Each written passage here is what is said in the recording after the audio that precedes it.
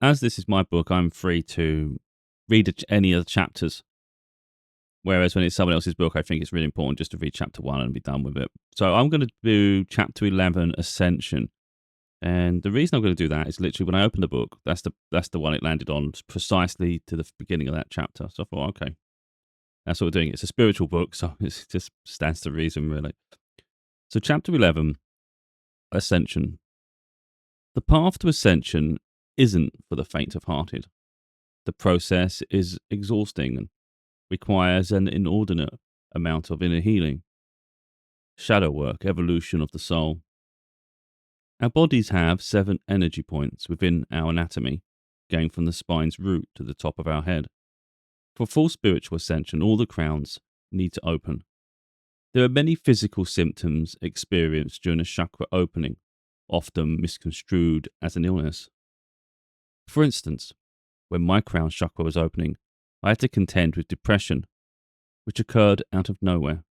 In fact, it happened the day after I'd written 3.5 thousand words towards this book, a tremendous milestone, and I felt elated. For my mood to suddenly drop the next day was alarming and a concern. Finances were tight.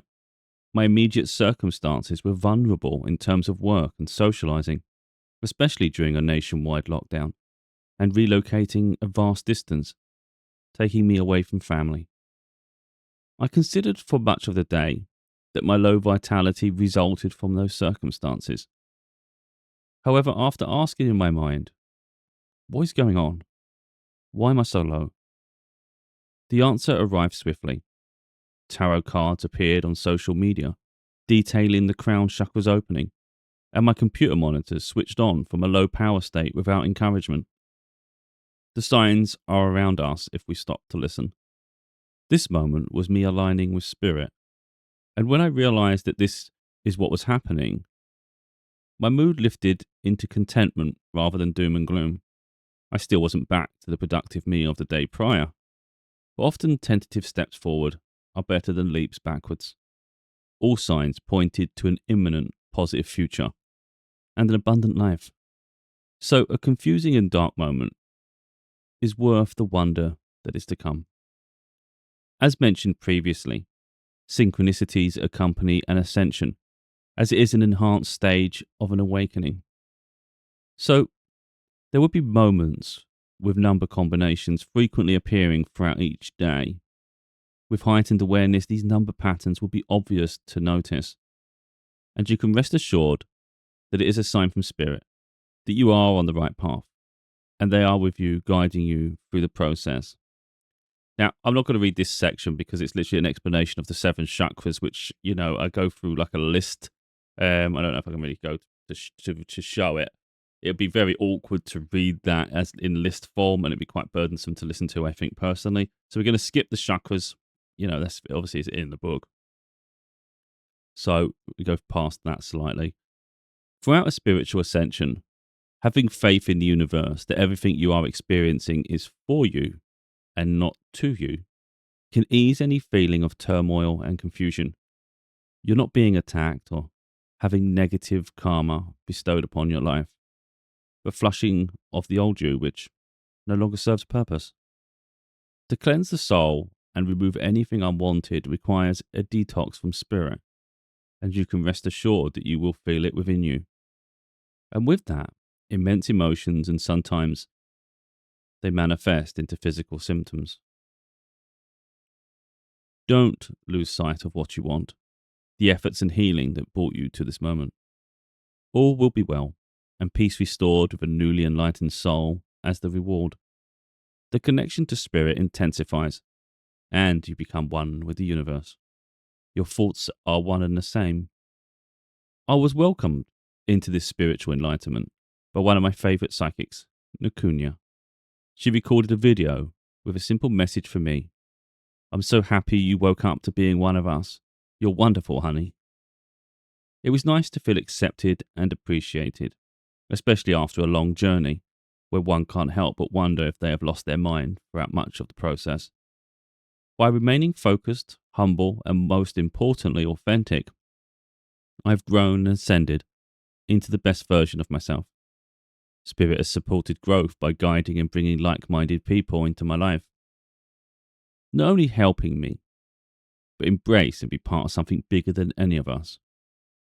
The wonder of Spirit, the divine, God, and the universe is within all of us. Our authentic souls are pleading to connect to home, and with that connection comes peace and tranquility and a profound outlook on life. A wonderful moment happened after many synchronicities occurred. Repeated numbers are the obvious sign, but other things began to happen too. One night, I left the bedroom only to return with the Amazon dot clock device flashing with the message "Hello" scrolling across the display. I will admit that this freaked me out. I understand that I have a connection to spirit, but spooky signs out of nowhere cause a moment of fear and worry to creep into the consciousness. After all, is it a demon or friendly spirit?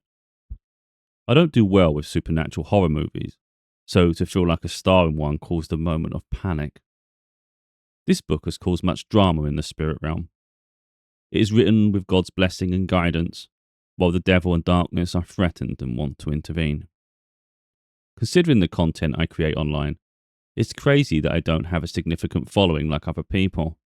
But in the same breath, it's evident the spirit is keeping me out of sight for a reason, at least for now. With the completion of the book, there is nothing the dark entities can do to stop us.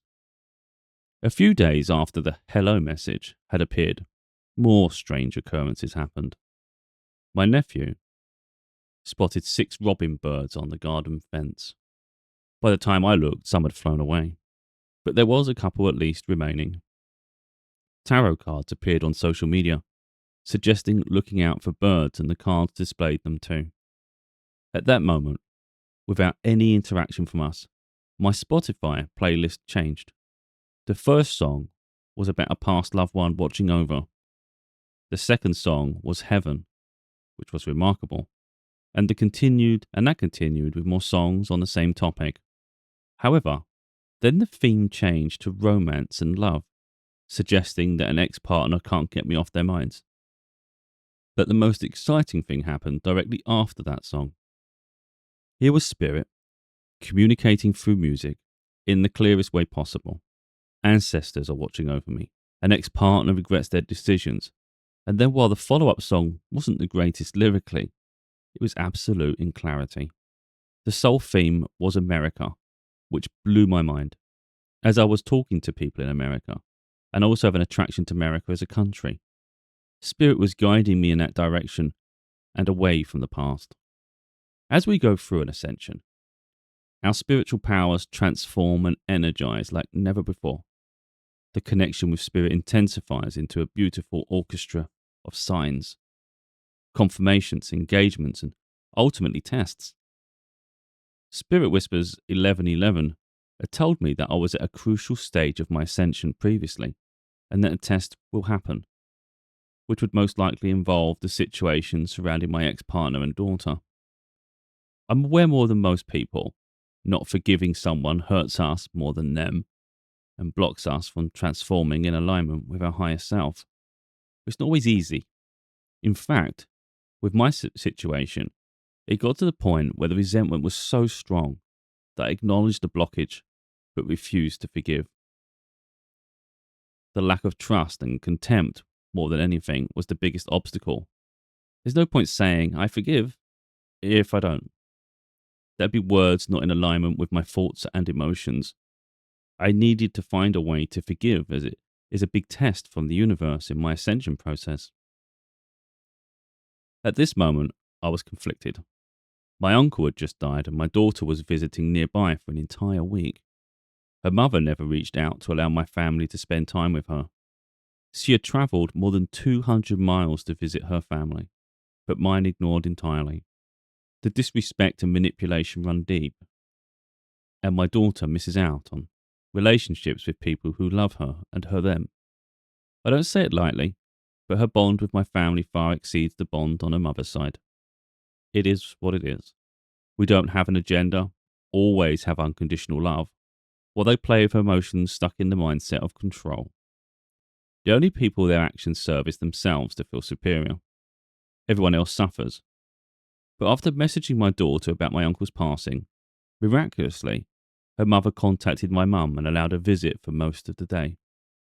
I wasn't in attendance, as I resided too far, and she would demand restrictions to validate to the court and irritate me. My daughter wanted a sleepover, but her mother refused, and when collected, she left in tears, missing everyone. By all accounts, her mother didn't cuddle or comfort her. I always noticed this over the years. There's no affection, it's awkward. So for me to forgive in the middle of chaos is far from easy and not without sacrifice. It requires immense inner healing beyond the current circumstances. Unless I can overcome, the tests in my life will continue because the universe knows that my ex-partner is the one person on this planet who can irritate me more than any other soul. We know each other's strengths and weaknesses and which buttons to press to gain a reaction. If I can get to a point where her words and actions don't affect my peace, no one on earth could ever again. That is my test to overcome. It irritates me no end that the only time she shows compassion is when a family member dies. How many people do we have to lose before realizing that time is precious and moments are unnecessarily lost? Not only my relationship with my daughter, but also many others. And all of us are innocent of the drama. All we want is to spend time with her, love and make her happy. The laws that bind this world need to change.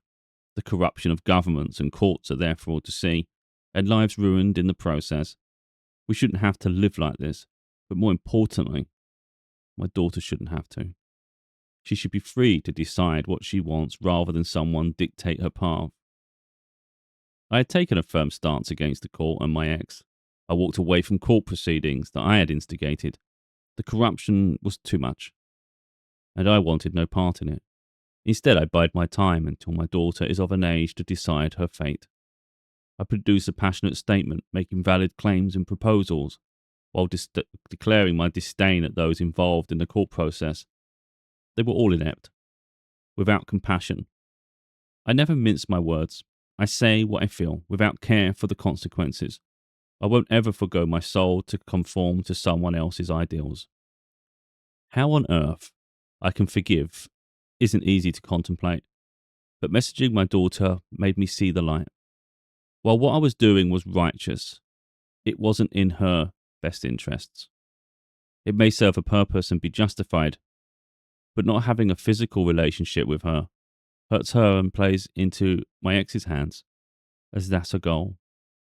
She doesn't want me to have what my heart desires the most. The riches of this world pale in significance to my daughter. But I was finding out that my daughter was hurting more than I realized. She is strong like me, but only a child, innocent and pure. To make my daughter happy, I would need to drop my ego, back down from something I felt strongly about vindicating. Taking even a minor step back goes against every fibre of my being. I'm ready to fight every inch against corruption, but witnessing her pleading, "I don't care, I miss you," broke my heart. I hadn't realized that focusing my energy on building a foundation for success with this book and the healing I had done to myself sacrificed her happiness. While our souls are eternal, we are only human, and I, like everyone else, can only do so much. I can't be everywhere doing everything. It's impossible. I can't mindlessly fight and engage with endless drama while healing and encouraging others. I don't have the energy to pursue so much. I chose a life away from toxic drama, but my daughter finds herself stuck in the middle of it all. While I grow and transcend, she is stuck. I prepared for divine timing to bring her home to me when the moment was right. She felt I didn't love her anymore. I was shocked and it hurt me deeply. So imagine how hurt she felt. The only way forward was to forgo drama and forgive. And forgive is to forget the past. Forgive people for their actions then, now, and what they may do in the future. They haven't found self-love and healing, instead focused on projecting their self-hate and insecurities onto others. A happy person wouldn't wish suffering onto someone else. but a miserable person would. And in there belies the reason to forgive and transcend circumstances. If anything, rather than hate, have sympathy and wish healing for them. It may at first seem insane while you feel their wrath, but by living in a bubble of love, you can't be affected by other people's projections. And that is how I will find the ability to forgive. I don't pretend to be perfect, or that I will achieve this mindset myself overnight. It will take a lot of shadow work, but I'm confident that I can get to the point where I'm no longer affected. And if I can, then so can others. I'm no longer affected, and if I can, done that, sorry. We must look at life from a different perspective, and not from ego or victimization. Life is a continuous lesson, and everything happens for a reason. Beauty is in understanding and elevating your soul to greater heights of wisdom, and then you will pass the ultimate test to enlightenment. I could keep going on, but I've got an audio book for it, and to be totally fair, is that the videos are only going to be like 1 chapters anyway, so if it's ever a shorter chapter, that's the chapter for the book, that I do, because I've got loads to get through. But yeah, this is my book, Losing Your Mind to Find Your Soul.